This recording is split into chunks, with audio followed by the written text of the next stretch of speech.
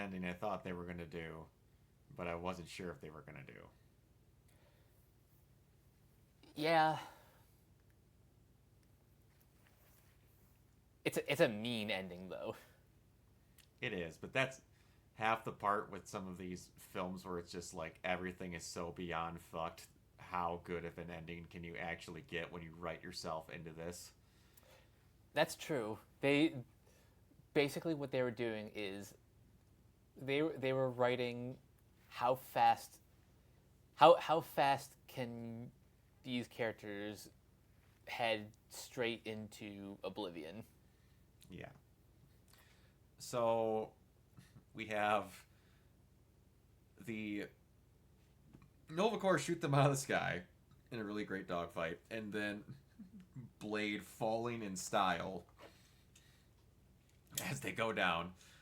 Um, I was right that it was the Hulk. They just shot him in there at the last second, be like, you're our excuse. You take every kind of radiation character. You again. Poor Bruce. Poor Bruce. Um, so yeah, they had that, and then essentially the rest of it is just episodes, or I should say, minutes upon minutes of it, just a giant fight. So there wasn't a whole lot more to talk about other than the fight was awesome. Like the shot you see behind us, like Probably one of the coolest things that Spider-Man has been involved in. yeah, like Spider-Man does not scream zombie survival guy because like he's not ultra violent, he's not whatever, but that is one way to do it. So they had Bruce be the anchor for all the infinite energy that was pouring out. And I don't want Wanda to get to it because she'll be evil.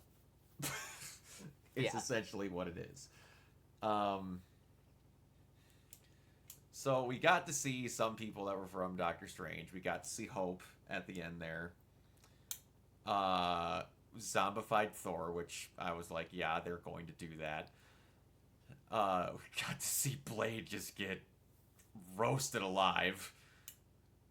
And they go through all of this, and it's like, okay, when they hit the thing and then Kamala was in there, I was damn near half expecting a no more zombies line to come out. I was thinking the exact same thing. I was like at a 98 percentile thinking that was what was going to be said. But then when she got zipped back to her house, I was like, this is a very much you're getting a happy ending, but it's not a happy ending type of thing. Mm-hmm. And then of course they have to have the fucking cock tease with Riri at the end, showing that she was fine and she's hacking the signal to try and get back at Kamala to try and get her to pay attention and see if everything's okay. So it's not an ending. It's an Inception, strangers, you get to pick whether what happened kind of ending. Yeah, it's a pretty mean way to end this mini series. It is a season 2 hook if you did it any other way. I could have took another season of this if they were actually not going to have it that balls deep into the end of the world already at the end of it. Yeah, So, yeah, I mean, it is an ending, and I mean, it's the type of ending that you have in these type of shows at times, especially with this dour subject matter. So I'm like not upset at it. I just didn't know if that was the kind of thing they were going to pull, which they really haven't done that with any Marvel property yet. So this is and the only one they it's could kind do of the kind of thing rare with. that they get to do that in the main MCU because they gotta keep the whole thing going. But with a show Yeah, like this, you can do whatever you want. Mm-hmm. Doesn't leave a whole lot to talk about. Yeah, really, the most we can talk about with this episode is just how cool the fight sequences are. Oh yeah, like Kamala's giant head slicer attack thing that she did as she sent that wave out, just chopping tons and tons of heads off. That was pretty cool. Um, the shrinking, non-shrinking with Hank and Hope was pretty cool. Oh yeah, and how they were maneuvering against the Ten Rings. Mm-hmm. Yeah, that was pretty great. Yeah, the fucking the shot where that extra whatever sword he was pulling out, and as the sword passed Blade's face, it showed Khonshu. That was a really fucking cool editing trick. Or I should say, just editing or animation detail that they put in. That was fucking awesome. Obviously, the Spider-Man head rip was really cool. It just, that entire fight, that for as long as it lasted, just had everything going on in it, and they somehow gave us a new version of Hulk that, to my knowledge, we've never had before. Yeah, I don't know if this is something that's like unique to the MCU, but the fact that he's become the anchor where all of that radiation is like bottled up. Also, I really like the fact that they incorporated the Kirby crackles. Kirby crackles. That those are like the black spots when you like with like the energy like coursing out of him. Oh, okay, gotcha. Yeah, and like the sheer size of the army that she had to send in to get close to him was kind of nuts. Yeah, how many ships did she bring? Like 20 to like 50, 100. Yeah, like it was a ton, and then like just the sheer amount of like wave of people that were just coming in at times, and like the people from the Kamartage using the portals to have the Viking Asgardian ships shoot holes into themselves, and yeah, they kind of just had carte blanche to do whatever they wanted because they're like, this isn't canon. You can just, if you got a cool idea, say it because it's probably going to get done. I wish Marvel did more like non-canon stuff like this. Mm-hmm. It gives you opportunities to do things with characters that you couldn't do A, in live action, or B, with a PG rating or PG-13 rating. Exactly. Yeah, they need to do more stuff with animation. We're recording this literally after we were just gushing all over the Chainsaw Man movie yesterday. So, yeah, you could have a lot cooler fight scenes if it's animated.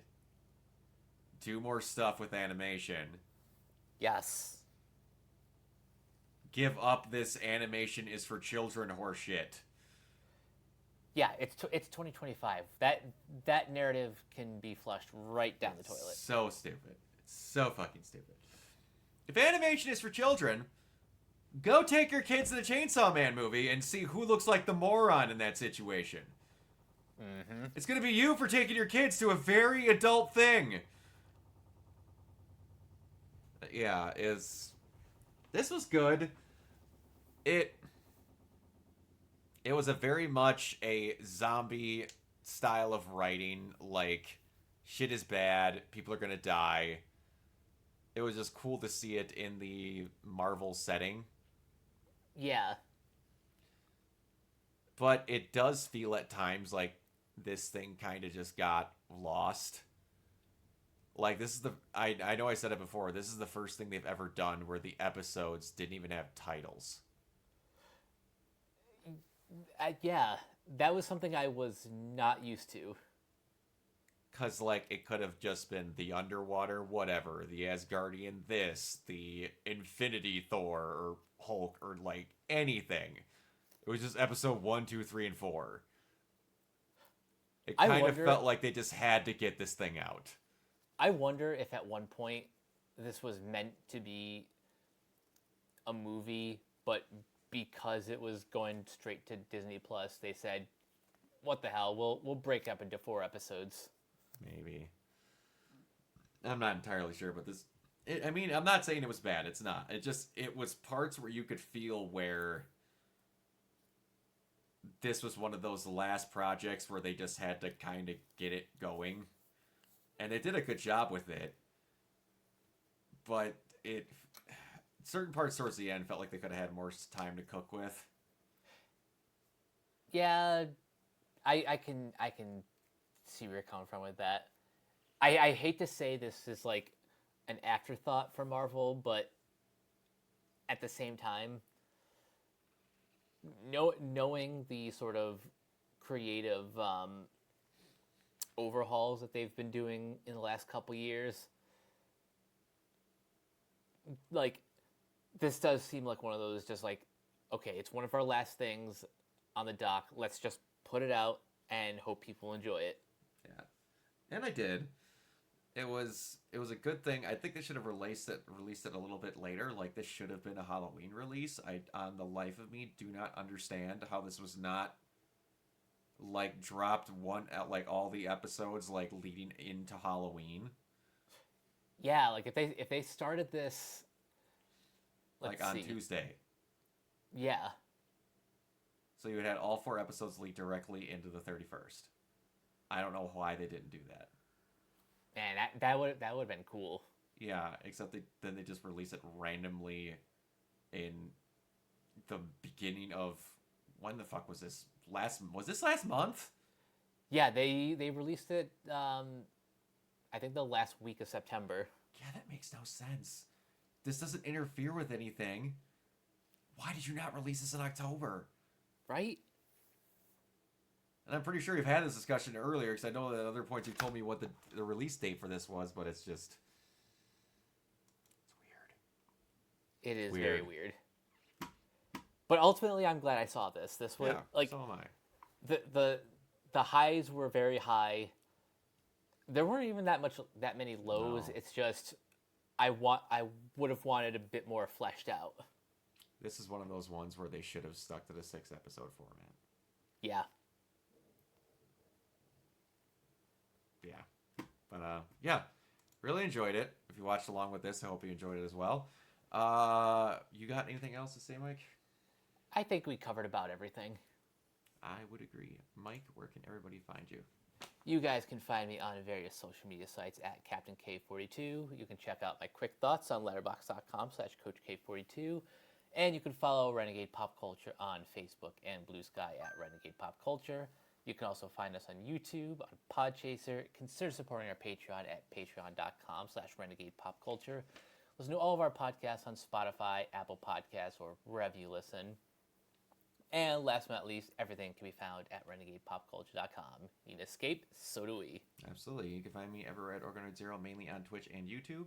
If you are a fan of cosplays and conventions and the like, you can go over to my Instagram at Organoid Zero. All of my cosplay and convention going is over there. And the next convention I will be at is at TCC, Twin Cities Con in Minneapolis next weekend. We will see you all later. Peace. Bye.